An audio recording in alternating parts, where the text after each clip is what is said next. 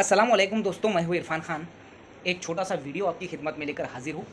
10वीं जमात का जो है आज रिज़ल्ट आया है 27 मई को। पूरे महाराष्ट्र से तकरीबन जो है बच्चे पास हो चुके हैं। और ये जो वीडियो होगा ये छोटा सा एक 2-3 मिनट का वीडियो होगा बच्चों के लिए और उनके जो है पेरेंट्स जो भी होंगे, उनके बड़े भाई, बड़ी बहनें, घर के बड़े मेंबर्स और माँ-बाप जो भी होंगे उनके लिए।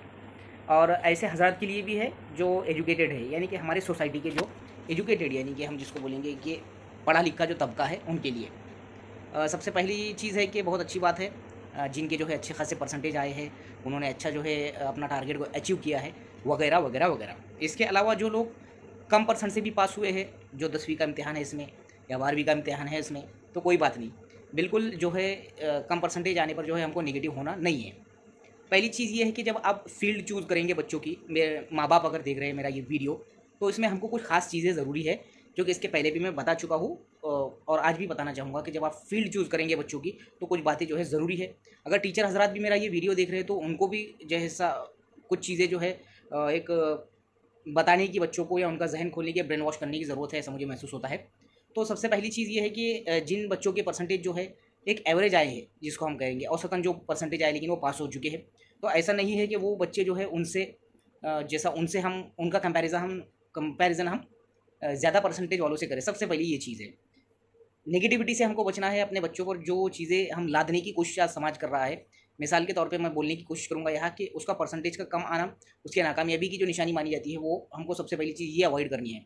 दूसरी चीज़ ये है कि बच्चे की दिलचस्पी को हमको बहुत जानना ज़रूरी है।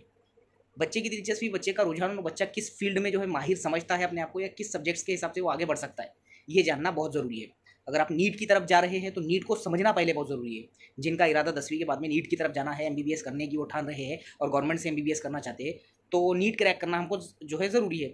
लेकिन NEET is the one of the most difficult exam of India, जिसको हम बोलेंगे अच्छा सबसे ज़्यादा टफ, अगर मैं बोलूँ यूपीएससी के बाद में अगर कुछ है, तो जेईई और उसके बाद में जो है नीट, ये एक रेंज में ही होते हैं नियर अबाउट।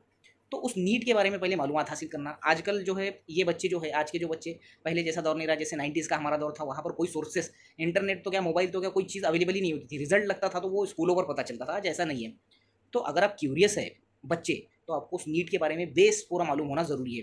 होता ऐसा है कि हम जिस फील्ड की तरफ उठकर जो है दौर के हिसाब से चले जाते हैं, और उस फील्ड में नाकामयाब होने के चांसेस हमारे ज़्यादा होते हैं। जैसा कि मैं कह रहा हूँ कि एक ऐसा बच्चा है जिसको नीट में कोई इंटरेस्ट ही नहीं है, लेकिन उसके माँ-बाप ऐसा चाहते हैं कि दुनिया उधर जा रही है, तो हमारे बच्चे ने भी ये डॉक्टर बनना। मैंने इससे पहले भी बोला, रिश्तेदारों में, गाँव में अगर कोई बन गया, तो हमको ऐसा लगता है कि हमारे बच्चे ने भी बनना, और वो भी ज़बरदस्ती। ये बात याद रखिए। तो ये चीज़ है। इसके अलावा अपॉर्च्युनिटीज़ की अगर मैं बात करूँ, आपके बच्चों को बहुत अपॉर्च्युनिटीज़ जो है हर फैकल्टी में मिल सकती है। बहुत से ऐसे लोग होते हैं जो आर्ट्स में जाने के लिए जो है सहमते हैं, डरते हैं। आज इसका दौर नहीं है। मैं आपको ये बात बताता चलूँ कि आर्ट्स के ही बच्चे ज़्यादातर यूपीएससी लेवल तक पहुँचते हैं। तो ऐसा नहीं है, कोई भी स्ट्रीम, कोई भी फील्ड, कोई भी फैकल्टी ये कम नहीं है, ये बात ज़हन में रखिए। अगर आपके घर में बड़े भाई, बड़े बहनें, रिश्तेदार आपके पढ़े लिखे हैं, आपका माहौल है, तो ये चीज़ें जो है उनसे जानना ज़रूरी है। और आपकी दिलचस्पी, बच्चे जो है वो उन बच्चों की दिलचस्पी, आप लोग जो है बच्चे 10th के, उन लोगों को बताना ज़रूरी है। अब बात आती है कि अगर इसके अलावा कोई फ़ील्ड में आप जाना चाहते हैं, तो उस फ़ील्ड की हमको मालूमात पूरी पहले लेना ज़रूरी है। कई ऐसे होते हैं बच्चे जिनके माँ-बाप को इन चीज़ों का आइडिया नहीं होता है, तो हमारी ज़िम्मेदारी ये बन जाती है, ब बाशऊर इंसान हम बन रहे हैं, 17 साल की उम्र में हम जा रहे हैं 11वीं में, तो ये चीज़ें हमको जानना पहले ज़रूरी है। और बहुत ज़्यादा पॉज़िटिव माहौल और बहुत ज़्यादा मुस्बत अंदाज़ में हमको बच्चों को समझाना है। जनरली एग्ज़ाम को, जैसा गवर्नमेंट बोल रही है कि गवर्नमेंट ने आसानियाँ पैदा की है, जैसे 10वीं जो है बहुत आसान कर दी है गवर्नमेंट ने। तो अब अगर जो आगे का टारगेट है कि 12वीं को हमको किस तरीके से जिसको बोलेंगे टारगेट करना है, ये हमको उनको समझाना होगा।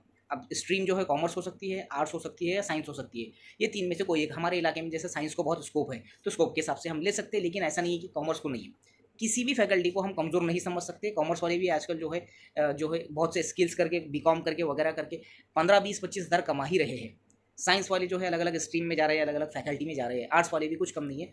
बस शर्त ये है कि हमको किस तरीके से हमारे स्किल के ज़रिए, हमारे हुनर के ज़रिए हमको रोज़गार मिलेगा, ये बहुत ज़रूरी है। तो मेरी रिक्वेस्ट है तमाम के तमाम उन तबकों से जो पढ़े लिखे हैं, अपने बच्चों के अलावा, मेरा ऐसा कहना है कि जनरली हम अपने घर के बच्चों के अलावा दूसरों को गाइड करने से थोड़ा कतराते हैं। तो मेरी बहुत ज़्यादा रिक्वेस्ट है कि स्पेशली मुस्लिम कम्युनिटी में गाइडेंस की, और जो है जिसको हम बोलेंगे उनको सही रास्ता बताने की ज़रूरत है। और बहुत बहुत ज़्यादा मुबारकबाद दिल की अमीक गहराइयों से उन बच्चों के लिए जो पास आउट हो चुके हैं, उनके फ्यूचर के लिए। जिनकी 12वीं हो चुकी है, वो अपना वे ऑफ जो है जिसको बोलेंगे जो जाने का जो रास्ता है, फैकल्टी में, वो सही तौर पर सही नहज पर चुनकर फैसला ले, राय मशवरा करे और अपने दिलचस्पियों को ध्यान में रखे, ना कि ट्रेंड के हिसाब से, दौर के हिसाब से और ज़माने के हिसाब से ज़बरदस्ती किसी फील्ड में जाकर अटके। ये बात याद रखिए, चाहे जो भी हो। और इंशाल्लाह अगर आप अच्छे से अच्छे फील्ड में आपका बहुत अगर आपका ग्रिप है, तो आप सिविल सर्विसेज में यूपीएससी जैसी एग्जाम्स जो है आप ट्राई कर सकते हैं, अगर आप बहुत ज़्यादा जो है दिलचस्पी रखते हैं सिविल सर्विसेज में तो।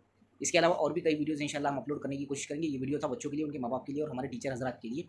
और ये कोई भी किसी भी तरह का कोई राय मशवरा नहीं है, ये एक मुज़ाकरा है बच्चों में, हम में, एज़ ए टीचर हम में और बच्चों में और उनके माँ-बाप में। वीडियो अच्छा लगे तो लाइक, कमेंट, शेयर ज़रूर करो और अगली वीडियो में हम इंशाल्लाह इससे भी अच्छा जो है कंटेंट लाने की कोशिश करेंगे। अस्सलाम वालेकुम।